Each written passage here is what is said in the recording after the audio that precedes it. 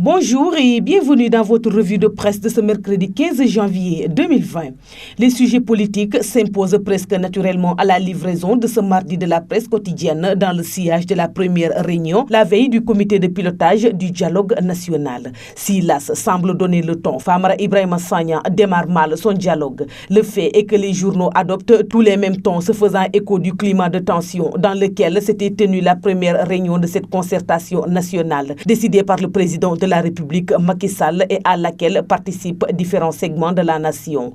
La coopération par Macky Sall de 40 nouvelles personnes dans le comité de pilotage à l'issue de l'opposition a été la pierre d'achoppement du dialogue politique. Le pouvoir et l'opposition qui participent au dialogue national se sont livrés à des joutes verbales à propos de ces nominations, indique Walf Quotidien. L'ambiance en a effet été viciée par la proposition faite par Famara Ibrahima Sagna à propos de l'élection de 2 vice-présidents et 2 secrétaires. Ce qui a déclenché un énorme tohu-bohu puisque les gens parlaient sans s'écouter ni se référer à la proposition du président du comité de pilotage du dialogue national, écrit l'AS. Selon le même journal, le rajout de 40 personnes à la première liste des membres du comité ont aussi soulevé la polémique. Acte 1 d'un dialogue de sourds, résume le quotidien Enquête. Après un démarrage chaotique hier, le dialogue national se réunit à nouveau jeudi prochain pour essayer de dépasser ces goulots qui l'empêchent d'avancer, écrit le journal. La première réunion du comité de pilotage du dialogue national s'est ouverte sur un gros malentendu. La rencontre a fait l'objet de grandes controverses à la lecture des membres du comité de pilotage.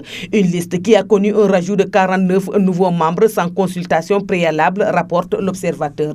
D'où cette manchette de Source A, Famara et compagnie à la borne fontaine, ou celle de Sud Quotidien qui titre Famara joue à l'équilibriste. En ce journal, d'ajouter que Famara Sagna a dû prendre la parole pour arrondir les angles en précisant la cooptation de nouveaux membres est partie d'une demande de l'opposition pour qu'il y ait des femmes dans le comité de pilotage. Le journal Le Quotidien évoque des salves de l'opposition contre Famara Ibrahima Sagna avant d'ajouter que ce dernier assume tout. S'il faut en vouloir à quelqu'un, fusillez-moi, dit-il dans des propos rapportés par l'AS. Je n'ai besoin ni de budget ni de salaire. Moi, je ne suis pas quelqu'un à qui on dicte la conduite à tenir, affirme par ailleurs le président du dialogue national dans d'autres déclarations citées par le même journal. Au finish, Big Fam désamorce la bombe des 40 repêchés, estime le Témoin quotidien. Le président Famara Ibrahima Sagna a joué de son expérience pour calmer le jeu en apportant des éclairages sur certains points, souligne le journal. Des suspicions peuvent en cacher d'autres avec la décision de Maître Abdoulaye Wade de se retirer du Front de résistance nationale, un regroupement de partis de l'opposition suspecté par l'ancien président de collusion avec le pouvoir par le biais du dialogue national. Le Parti démocratique sénégalais, à travers Maître Abdoulaye Wade, claque la porte du Front de résistance nationale, note le quotidien Enquête. Abdoulaye Wade et son parti suspendent leur participation au Front de résistance nationale, mais en laissant des accusations graves de compromission de certains dirigeants de front avec le pouvoir en place, écrit le quotidien. Les passes d'armes entre Mamadou Diop Decroix et Mamadou Lamine Diallo ces derniers jours au sujet de la participation au dialogue national ont fini par disloquer l'opposition, constate Walf Quotidien.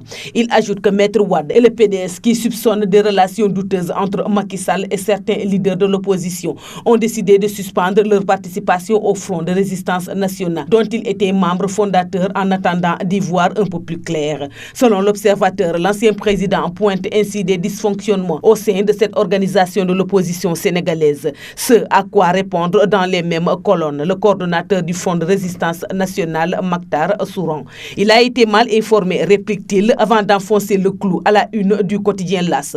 Quand Wade a rencontré Macky Sall, nous n'avons pas dit qu'il est allé se compromettre. Et enfin, le Soleil préfère à toute cette polémique la bonne nouvelle, a priori plus consensuelle, de l'exploitation du champ pétrolier de Sangomar, dont le processus est lancé selon le journal. Il précise que la mise en production est prévue début 2023 avec une cible de 230 millions de barils de pétrole brut.